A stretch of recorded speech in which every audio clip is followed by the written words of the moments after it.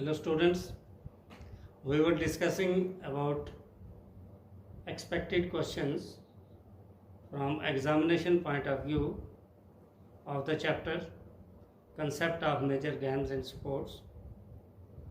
As most of the students have queries that this chapter is a bit difficult, and we have already told you that this chapter is very interesting and this is the heart of physical education. So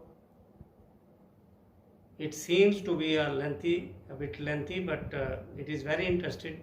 So keep interest. Now let us have some more questions, more expected questions from examination point of view. Today we will discuss about athletics. The word athletics has been derived from a Greek word athos, which means competition. Greece is the country where athletics originated around 13th century. We have already discussed in number of videos which I have already sent to you. During prehistoric periods, athletics found important in life, like survival of fittest, hunting for food, and finding shelter. At that time, it was a part of life. It was not played for the sake of games or enjoyment. It was for the survival of life. उस वक्त इनको खेल के तौर पे नहीं खेला जाता था, मनोरंजन या दिल बहलाई के लिए नहीं खेला जाता था, बल्कि एक खुशहाल और सुरक्षित जीवन जीने के लिए ये खेला जाता था। जंगली जानवरों से फाइट करना पड़ता था, इंटर ग्रुप कन्फ्लिक्ट्स होते थे, तो वही सरवाइव करता था जो फिजिकली फिट और ट्रेंड स्किल्ड होता था। तो उस वक्त ये एथलेटिक्स का जन्म हुआ। जो modern field and track events है, ये इंग्लैंड में शुरू हुआ, जहाँ ये 17th century, it began around 17th century in England, and in the beginning of 18th century most of the athletic forms, that is running or walking races, originated during this period. In the early 19th century, the first professional meet was held in Oxford, and the Cambridge University entered the scene around in 1860 and originated the first championship in 1866. The first modern Olympic Games in 1896 consisted mainly of track and field events. Are your general knowledge? 1896 का जो first Olympic modern Olympic games हुए थे, उस वक्त ज़्यादातर जो events थे वो फील्ड एंड ट्रैक इवेंट्स के ही थे। इंडिया में इसकी एंट्री थोड़ी लेट हुई है, अराउंड 1927, और उसके बाद international Amateur Athletic Federation, that is IAAF, was formed in 1913. Now athletics consists of mainly two events, that is field events and track events. कई बार क्वेश्चन सिंपल आ जाता है, what do you mean by field and track events, give to examples, तो बच्चा confuse हो जाता है। ऐसा कुछ कंफ्यूज होने वाला इसमें है ही नहीं, इसके क्वेश्चन में ही आंसर पड़ा हुआ। एक है ट्रैक इवेंट्स, एक है फील्ड इवेंट्स। ट्रैक इवेंट्स में पर्टिकुलर एक लाइनिंग बनाई जाती है, जैसे हम रेस करते हैं वहाँ पर ट्रैक बनाया जाता है, चाहे वो ग्राउंड में हो चाहे रोड पे हो, लेकिन मार्किंग की जाती है, ग्राउंड जो है बिल्कुल पाथ, रास्ता बनाया जाता है। उस पर्टिकुलर लेन में ही जो है रनिंग होती है। तो सीधा सीधा आप कहेंगे ट्रैक इवेंट्स में रनिंग आती है और फील्ड इवेंट्स में जंपिंग और थ्रोइंग आती है। इतना तो याद रहना चाहिए आपको। जंपिंग, जो भी जंपिंग हो, चाहे लॉन्ग जंप हो, हाई जंप हो, पोल वॉल्ट हो, ट्रिपल जंप हो, ये सब के सब फील्ड इवेंट्स पाएंगे। थ्रोइंग जितना भी है, हैमर थ्रो हो, शॉर्ट फुट थ्रो हो, जैवलिन थ्रो हो, ये सब के सब जो है, डिस्कस थ्रो हो, ये फील्ड इवेंट्स में आते हैं। ट्रैक इवेंट्स में 100 मीटर रेस हो, 400 रिले हो, हर्डल रेस हो, रेसिस जितनी भी हैं वो ट्रैक इवेंट्स में आती है। मेरे ख्याल में क्लियर हो गया what are field and track events. अगर टेक्निकल डेफिनेशन आपको चाहिए तो events in athletics which involve running और वॉकिंग। एक वॉकिंग इवेंट्स भी होता है जिसमें रनिंग और वॉकिंग होती है, उसको हम ट्रैक इवेंट्स कहते हैं। और इवेंट्स जिनमें जंपिंग एंड थ्रोइंग इन्वॉल्व होती है, दैट इज फील्ड इवेंट्स। अब ट्रैक इवेंट्स फर्दर जो है 3 तरह की होती हैं। जब हम रेस की बात करते हैं तो रेसेस 3 तरह की होती हैं। एक आ गया short distance races. Short distance races में 100 मीटर आता है जिसको स्प्रिंट भी कहते हैं, 200 मीटर, 400 रिले आप समझते होंगे। 100 मीटर एक खिलाड़ी दौड़ के जाएगा, उसके बाद वो बैटन दूसरे को पकड़ाएगा, वो 100 मीटर रन करेगा, फिर वो बैटन जो है थर्ड को पकड़ाएगा, इसी तरह से फोर्थ जो है वो कंप्लीट करे। This is called 400 hurdle. Hurdle में बीच में जंप भी करना होता है।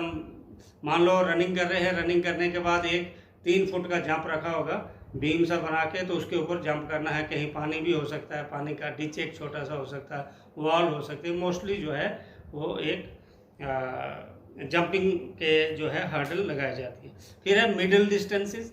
मिडिल डिस्टेंसेस में 800 मीटर, 1500 मीटर। और फिर है लॉन्ग डिस्टेंस रेसेस जिसमें आते हैं 3000 metre, 5000 metre, 10,000 metre. Road races 15 kilometre, 20 kilometre, 30 kilometre. Marathon races जो 40 या 42 किलोमीटर्स होती हैं। तो सीधा सीधा ट्रैक इवेंट्स में 3 तरह की इवेंट्स आती हैं, short races, mid races and long distance races.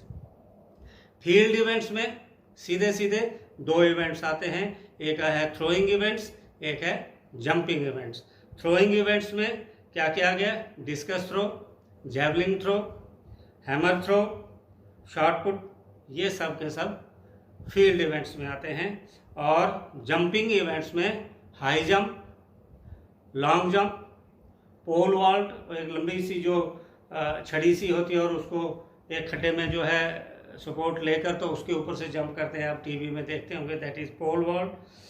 Triple jump, 3 step में जो है जंप किया जाता है। ये सब के सब जो है वो फील्ड इवेंट्स में आते हैं। तो सीधा सीधा what is the history of athletics brief बता दिया मैंने, and what are field and track events, give some example. Another very interesting question, this is homework for you. What is the difference between athlete and player? एक athlete और player में क्या difference है, ये आपके लिए क्वेश्चन है। मैं देखना चाहता हूँ इंटेलिजेंट बच्चे, दूसरे जो बच्चे हैं वो इसमें माइंड लगा के और मेरे को व्हाट्सएप पे इसका रिप्लाई दें। 2 लाइन के ये क्वेश्चन है। सिंपली एथलीट किसको बोलते हैं और प्लेयर किसको कहते हैं? All the athletes are player और all the players are athletes. इसके क्लियर जो है मीनिंग आप अंडरस्टैंड करके मुझे लिखिए। अब रेसिज में एक स्टार्ट होता है, ये भी क्वेश्चंस कई बार आ जाता है, 2 मार्क्स का, 1 मार्क का। तो वो करते हैं हम टाइप्स ऑफ स्टार्ट। स्टार्ट जो है डिफरेंट टाइप्स के हैं। एक है स्टैंडिंग स्टार्ट। स्टैंडिंग स्टार्ट में foot is placed up to the starting line. जहाँ से हमने on the mark set go करना है तो एक लाइन लगी होती है, लेकिन आप वहाँ खड़े खड़े हैं, जैसे हम नॉर्मली स्कूल्स में करवाते हैं। थोड़े से पाँव में वक्फा या डिस्टेंस रखा जाता है और almost 2/3 weight is on the front foot. अब इसमें ये कोई रूल नहीं है कि आपने पहला फुट जो है रनिंग के लिए लेफ्ट लेना है कि राइट लेना है, it is up to you. लेकिन जब जो भी पाँव आपने आगे रखा है, आपकी बॉडी का 2/3 वेट उसी पाँव पे होना चाहिए ताकि स्टार्ट करने में आपको दिक्कत नहीं आए।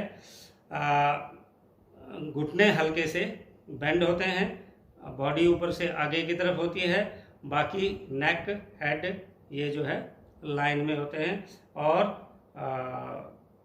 शोल्डर जो है मोशनलेस होना चाहिए। ये मोशनलेस जो है उस वक्त मूव नहीं करने हैं। तो दिस इज स्टैंडिंग स्टार्ट। दूसरा है क्राउच स्टार्ट।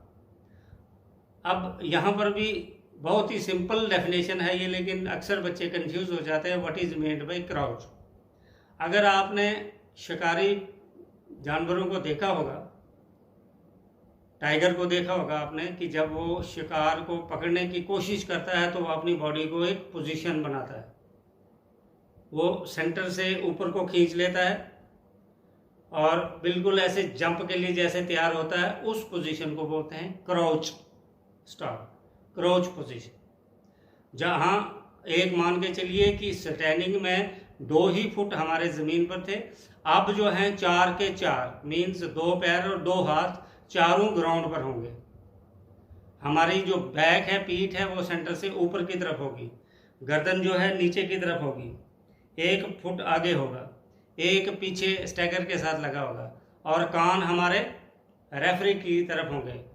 सेट लाइन पर टच करता है, ऑन द मार्क कमर को ऊपर उठाना है, देन गो भी बोल सकते हैं, राइफल से फायर भी किया जा सकता है या एक स्ट्राइकर होता है वो उससे भी साउंड दी जा सकती है। तो this is crouch start. Athletes sit in a crouch position. Crouch position मैंने बता दिया आपको, जैसे शिकारी पक्षी, शिकारी जानवर चारों हाथ जमीन पर रख के किसी शिकार को पकड़ने के लिए पोजीशन बनाता है, that is crouch position. The knees of rear foot touches the ground. जो आगे वाला फुट होता है उसका जो घुटना है वो ग्राउंड को टच करता है, पीछे वाला स्ट्रेच होता है। On your mark command gets greater push from the ground, it has further 3 types. अब क्राउच स्टार्ट के बता दिया मैंने, और क्राउच स्टार्ट के आगे जो हैं 3 टाइप्स और हैं। एक है मीडियम स्टार्ट, बंच और bullet start and elongated start.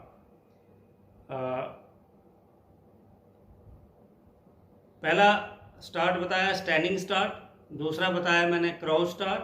Crouch start के आगे 3 टाइप्स होता है, बंच और bullet start, medium start and elongated start. अब थर्ड है 40 yard dash 3 point start. Stronger leg और leg you jump off in front, place left foot forward keeping toes 16 to 20 inch. अपने जो पैरों की एड़ियाँ हैं वो 16 से 20 इंच जो है लाइन से पीछे रखनी है।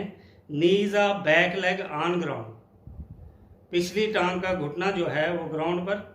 Extend right arm out just behind the line, right arm जो है आगे की तरफ एक्सटेंड हो। रेज्ड हिप जो है ऊपर हो। Right hand extended up two finger tips, finger separate.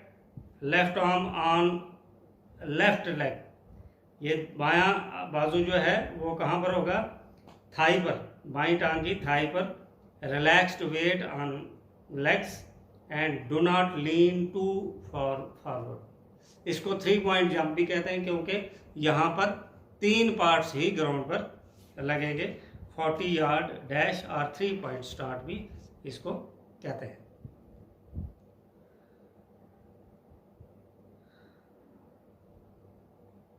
अब आपको एक और क्वेश्चन जो अक्सर एग्जाम में पूछा जा सकता है वो है sector diagram of shot put, sector diagram of javelin throw, sector diagram of discus throw. ये आप डायग्राम ड्रॉ भी कर सकते हैं। मैंने आपको प्रैक्टिकली करके आपको सेंड भी किया हुआ है वीडियोस में। ये भी मैं आपको होमवर्क देता हूँ, आप इसको ड्रा करेंगे। और अगर इन 3 चीज़ों में आपको कहीं दिक्कत आएगी तो आप मुझे लिख सकते हैं, मैं नेक्स्ट वीडियो में आपको समझा दूंगा। वैसे सिंपल है ये, प्रैक्टिकली भी मैंने करके आपको बताया हुआ है, मेरी पिछली वीडियोस को देख लें। तो sector diagram of shot put, sector diagram of